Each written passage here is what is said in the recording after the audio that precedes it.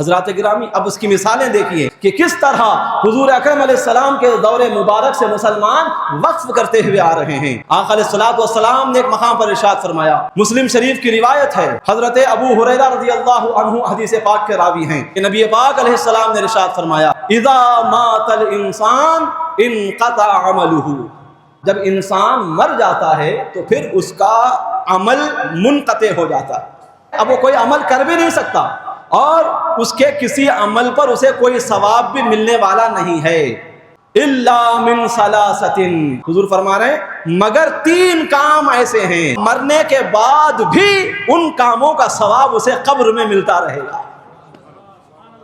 سبحان اللہ، 3 کام ایسے ہیں کہ مر جانے کے بعد بھی ان کا ثواب برابر اس کے نامہ اعمال میں جمع ہوتا رہے گا۔ وہ 3 کام کیا ہیں؟ حضور فرما رہے ہیں الا من صدقۃ جاریۃ، پہلا عمل جس کی وجہ سے اسے مرنے کے بعد بھی ثواب ملتا رہتا ہے وہ ہے صدقہ جاریہ۔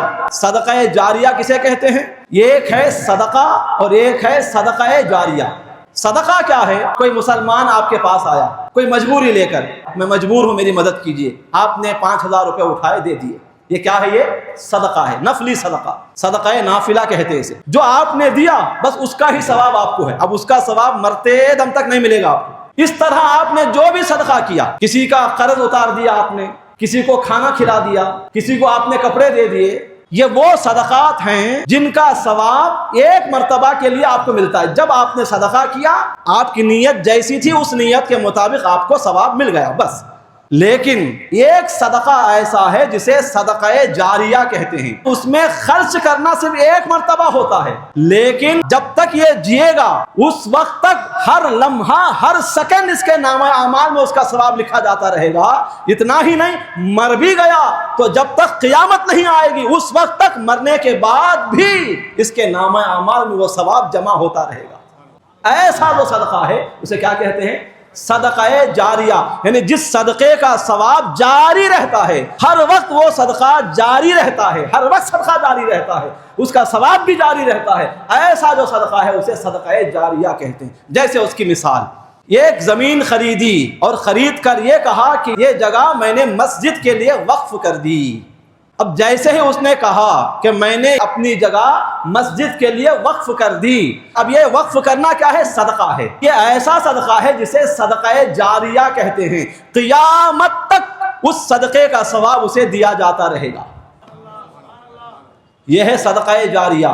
ایسا علاقہ جہاں پانی کی قلت ہے، بور کی ضرورت ہے، بور ویل کا انتظام کر دیا، اب اس بور سے جب تک پانی آتا رہے گا، 50 سال 100 سال 200 سال، جب تک وہاں سے لوگ پانی حاصل کرتے رہیں گے، پانی پیتے رہیں گے، وہ صدقہ جاریہ ہے۔ اس بور ویل کا انتظام کرنے والے کو برابر ثواب ملتا رہے گا۔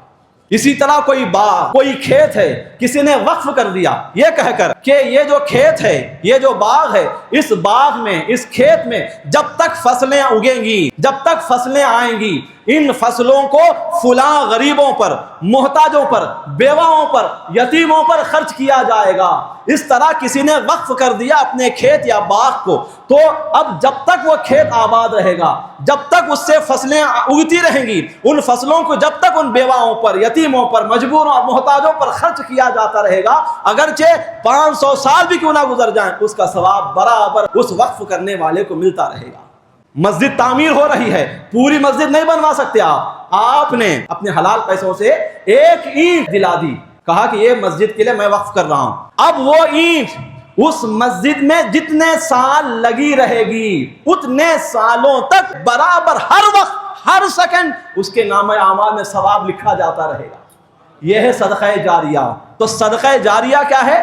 ایسا صدقہ جس کا نفع لوگوں کو برابر ملتا رہے اور کئی سالوں تک ملتا رہے، یہ ہے صدقہ جاریہ۔ ایسا صدقہ جاریہ کرنے کی ترغیب اپنی امت کو خود مصطفیٰ کریم علیہ السلام عنایت فرما رہے ہیں۔ اور یہ صدقہ جاریہ کا ایک فائدہ جو کہ سب سے بڑا فائدہ ہے کہ مرنے کے بعد بھی اس کا ثواب برابر ملتا رہتا ہے۔ دوسرا، او علم ينتفع به، اور وہ علم جس سے لوگ نفع اٹھاتے رہیں۔ اس نے علمی کارنامہ انجام دیا، کوئی کتاب لکھ دی دین اسلام کے مسائل پر، عقائد اسلامیہ پر، اسلام کے مضامین سے متعلق کوئی کتاب لکھ دی، جس کتاب سے اور جس کتاب میں بیان شدہ مسائل کی وجہ سے، علم کی وجہ سے لوگوں کو نفع ہو رہا ہے، تو وہ کتاب جب تک دنیا میں رہے گی تب تک اس کتاب لکھنے والے کو لوگوں کے نفع اٹھانے کی وجہ سے برابر ثواب ملتا رہے گا۔ اب کتنے مصنفین ہیں اسلام میں جنہوں نے سینکڑوں نہیں ہزاروں لاکھوں کتابیں لکھی۔ امام بخاری کی کتاب آج بھی سر آنکھوں پر ہم رکھتے ہیں، حدیث کی کتابیں ہمارے سامنے ہیں، فقہ کی کتابیں ہمارے سامنے ہیں، تفسیر کی کتابیں ہمارے سامنے ہیں، عقائد کی کتابیں ہمارے سامنے ہیں۔ تو یہ وہ کتابیں ہیں جن کو لکھنے والے کوئی 800 سال پہلے انتقال ہوئے، کوئی 200 سال پہلے انتقال ہوئے، کوئی 1200 سال پہلے انتقال ہوئے، کوئی 1300 سال پہلے انتقال ہوئے، کوئی 1000 سال پہلے انتقال ہوئے۔ وہ انتقال ہو گئے لیکن انہوں نے جو علمی کارنامہ انجام دیا اس کا ثواب آج بھی برابر ہر وقت ان کو مل رہا ہے۔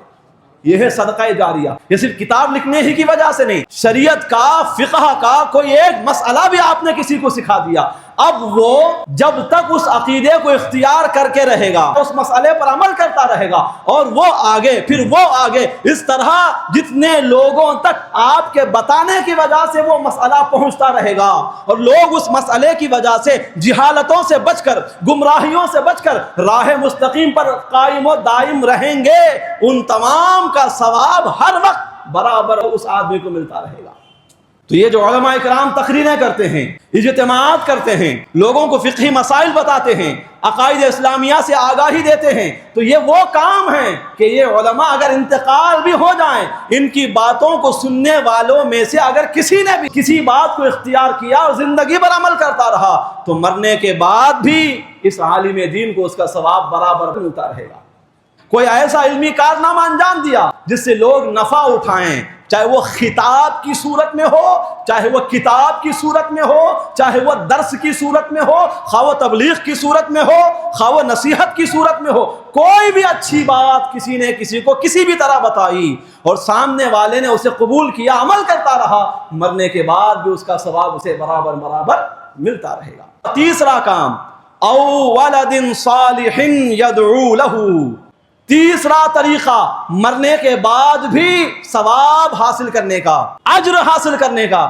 مرنے والے نے اگر نیک اولاد چھوڑی، جو باپ کے مر جانے کے بعد اپنے باپ کے لیے دعا کرتا ہے، ایسی نیک اولاد چاہے وہ بیٹا ہو یا بیٹی ہو، اگر اپنے پیچھے کوئی چھوڑ کر مرتا ہے تو پھر اس کا ثواب بھی مرنے کے بعد اسے برابر ملتا رہے گا۔ تو یہاں ترغیب ہے کہ اپنی اولاد کو اچھے عقائد سکھائیے، اچھے اخلاق سکھائیے، انہیں تعلیم سے آراستہ کیجیے، خصوصاً بالخصوص علم دین سکھائیے، علم دین سے روشناس کرائیے، علم دین سے اپنے بچوں کے سینوں کو منور کر کے مریے، کیونکہ آپ مر جائیں گے، آپ کی اولاد رہے گی تو پھر آپ نے جو ان پر محنت کی ہے علم دین کے لیے، اس محنت کا ثواب مرنے کے بعد بھی آپ کو برابر ملتا رہے گا۔